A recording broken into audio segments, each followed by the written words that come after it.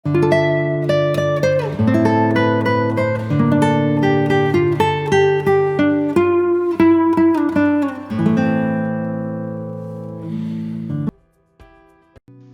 نیکې هیلې مې منې خدای دې وکړي چې روغ او جوړ باید د صحت جامې به مو پر تن وي.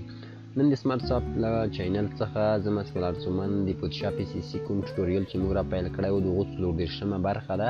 او په نننۍ جلسه کې زه غواړم چې تاسو ته د فوتوشاپ ځینې ابتدایي مسایل چې د موږ څخه پاتې دي او غواړو چې نور ورو د فوتوشاپ کوم اساسات چې دي د هغو هغه لمن ورټوله کوم او بحث یې کوم. نو انشاءالله په یو څو نورو جلسو کې به د فوتوشاپ اساسات پای ته ورسیږي او نن غواړم چې په ډاج باندې خبره وکړو. سمه ده وګورئ، زه فوتوشاپ را خلاصوو، کنټرول این منتظر پاتې کېږي تر څو پورې موږ ته نیو ډاکومنټ یا د نوي ډاکومنټ لپاره سفره اوپن شي. اوکې، لومړی غواړم په پور کې مثلا په دې ډول څه یو سفره خلاصه کړم. په دویم قدم کې غواړم یو تصویر راواخلم. وګورئ، یو دلته کوم دوه تصویرونه چې موږ ټاکلي دي غواړم د هغو څخه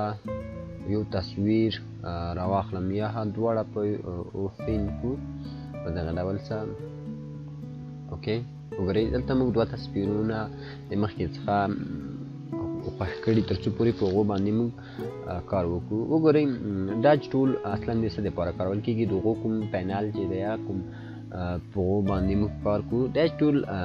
د تصویر د هغو تیاره ساحې د روښانه کولو لپاره کارول کېږي. وګورئ، زه غواړم یو کنټرول جي یو کاپي راواخلم. د مثال په ډول څه دغه کومه ساحه چې ده مثلا دا یو څه تیاره ده، غواړم چې په هغو باندې کار وکړم تر څو پورې د هغو روښنایي یو څه زیاته شي. همدغسې د ایکسپوژر اندازې ته په کتو سره موږ باید دا کار ډېر په دقت سره وکړو. سمه ده، دغه ایکسپوژر اندازه مهمه ده. سمه ده، نو حالت ته په کتو موږ باید اندازه وټاکو. وګورئ، که چېرته موږ کلیک وکړو ډېر په دقت سره وګورئ دا ساحه به یو ډول روښانه شي. اوکې، وګورئ په دغه ډول څه نو اندازې ته په کتو او تصویر ته په کتو سره به تاسو کار کوئ. وګورئ، که لومړی حالت یې په دې ډول شو او کوم حالت چې وروسته د پروسس نه موږ ورکړه په دغه ډول شوله. همدغسې وګورئ د مثال په ډول څه غواړم په دغه ساحه کې هم تغییرات راوړم. نو اندازه مثلا که زه اندازه ورته بیخي ډېره کړم نو په دغه ډول به شي چې هغه کوم حالت چې طبیعي د هغو حالت نه موږ تصویر نور وځي. نو اندازه په دې خاطر باندې دې ته ډېره مهمه ده چې تاسو باید اندازه په نظر کې نیولې ورسه. اصلا موږ باید په ډېره باریکه اندازه باندې کار وکړو. وګورئ دلته په رینج کې دوه اپشنونه لري، یو شاډو ده په همدغه ډول سره، هایلایټ دی او په همدغه ډول سره میتان دی. سمه ده، نو پر موږ د مخکې څخه په همدغو اپشن کې فوتوشاپ چې موږ ته غوره کړی دی دغه اپشن د موږ دپاره ښه دی. د مثال په ډول سره زه که چېرته شاډو باندې کلیک وکړم او غواړم دغه ساحه کړم، وګورئ دا یو ډول خرابي راولي، یو ډول سیری ورکوي. او که په هایلایټ باندې کلیک وکړم وګورئ یو ډول بل شکل غوره کوي. نو باید موږ د فوتوشاپ کوم اتوماتیک ډول څه چې په رینج کې انتخاب شوی و هغه وټاکو، هلته په دغو نه موږ استفاده وکړو. په همدغه ډول څه بل برن دی، برن چې دی د دو برعکس کار کا، یعنې هلته موږ یو تصویر روښانه کولی شو، هلته کولی شو یو تصویر مثلا چې هغه ریفلیکټ شوی دی یا هغه یو ډول انعکاس کا د روښنایي یعنې مزاحمت کا. مثال په ډول څه کامره ده، کله چې موږ تصویر اخلو هغلته ګروپ وي او ګروپ نه وروسته یا مخ یا په یو بل تصویر باندې راغلی وي هغه ریفلیکټ یا انعکاس شوی وي. سمه ده، د مثال په ډول څه دغه ځای یو څه ډېر روښانه دی. نو اندازې ته په کتو سره یې زه یو څه اندازه په دې ډول کوم. وګورئ، اوکې، نو ډېر روښانه حالت نه موږ تصویر څنګه کله ویستله په دغه ډول څه. وګورئ دا هم وروسته. نو په همدغه ډول څه که لومړی حالت ته وګورئ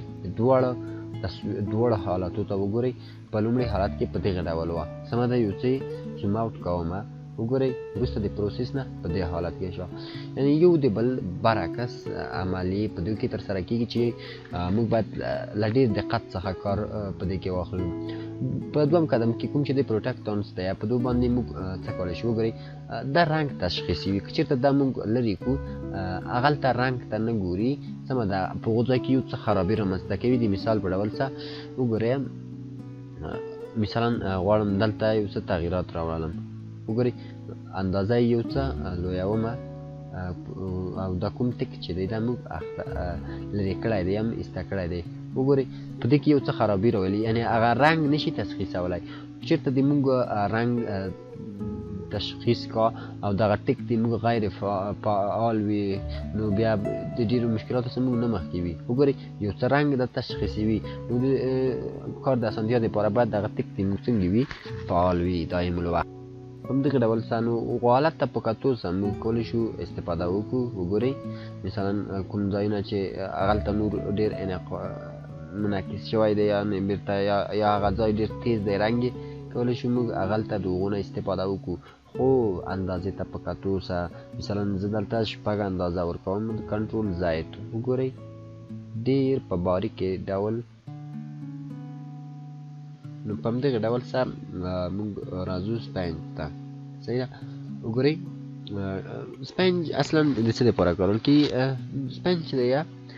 لومړی رنګ تشخیصي وي وروسته چې کله دی رنګ تشخیص کا بیا دوه ډول عملیې کا لومړی د موږ رنګ مطابق چې دویم د هغو رنګ خلاف شي چې دلته موږ په موډ کې دوه آپشنونه لرو سمه ده چې د هغو آپشنو څخه سټریچ دی سمه ده او بل ډیسټریچ دی سمه ده نو موږ چېرته غواړو هغه مطلوب رنګ چې کله فوتوشاپ تشخیص کله هغو ته یو څه روښنایي ورکړو کولی شو استفاده ترې وکړو وګورئ دلته رنګ تشخیص کا چې د موږ مطلب یا هدف د دغو تور رنګ دی وګوره سمه ده وګورئ او لومړی حالت یې په دې ډول و وروستنی حالت یې په دغه ډول شو نو همدغه ډول که چېرته غواړو چې موږ برعکس عملیه یې وکړو سمه ده وګورئ د دو برعکس عملیه رنګ تشخیصي وي دغو رنګ خلاف سي سمه ده یعنی دلته تور رنګ و موږ مخکې تشخیص کا اوس دغو خلاف دلته سور رنګ رویستل شو د سور رنګ د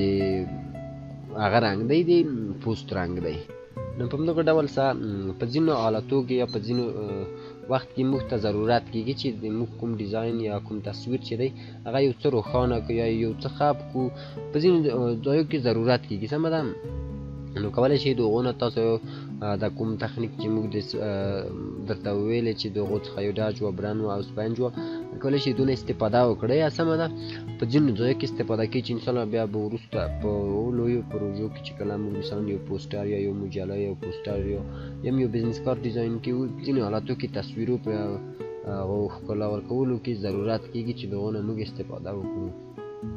نو په همدغه ډول سره دغه وه د موږ لومړۍ جلسه 34مه جلسه وه نو که چېرته د موږ یوټیوب چینل کې تاسو نوي راغلي یاست یا هم د تاسو ملګري د هغو نه خبر نه لري نو خامخا تاسو خپل ملګري خبر کړئ ځکه موږ یو پروګرام چې کله را پیلوو د صفر څخه را پیلوو یعنې د هغو اشخاصو دپاره یې پیل کوو چې هغو هېڅ اوس د پروګرام ویلی نه دی نو کوشش وکړئ چې د خپلو ملګرو سره زموږ دغه درسونه او دغه چینل شیر کړئ تر څو پورې تر ډېرو پورې ورسېږي او د نورو سره هم مرسته وشي نو تر بلې او راتلونکې جلسې پورې تاسو په پاک ټرانسپارم ښې چارې ولرئ د خدای په امان